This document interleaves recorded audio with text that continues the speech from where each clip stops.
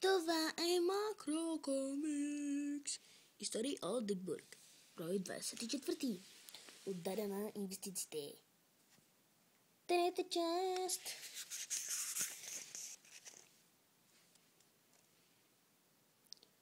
Боя се, че не разбирате. Хотелът ще бъде дезинфекциран. Дезинфектиран? Защо? Вредителя! Тъй като името ти вече не е Доналд, как да те наричаме? Много смешно. Хайде поне да хапнем нещо в това заведение. Добра идея. Умираме от глад. Планински ресторант. Но, съжалявам, но филето меню свърши. И хамбургерите и сандвичите са сирене на грил. Всъщност, всичко свърши. Всичко това е заговор. Много сме жадни. Може ли да ни донесете поне чаш с вода? Не. Как му е такова нещо?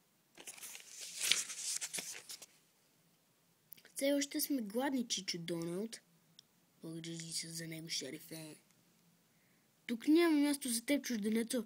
Ще се проводи извън града, но аз... Скоро. И не се връщайте. Бъдещето е предречено. Това противно грачене ни иска да си вървим от дома, чичо Доналд. Фу, това е моята почивка. Стрелата се заби в черна вода. Ще накарам тези хора да бъдат обстителни, дори с риск да им стана досаден. По-късно в черна вода. Да, кмете Борнгайн, вихър Гутнес. Заминали на трапникът?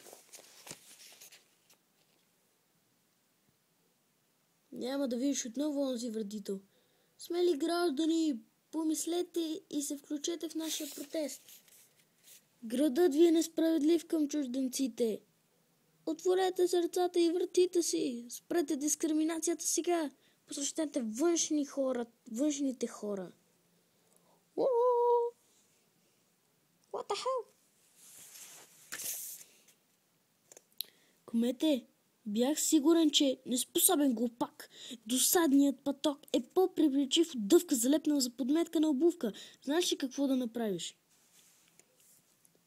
Да, кмете.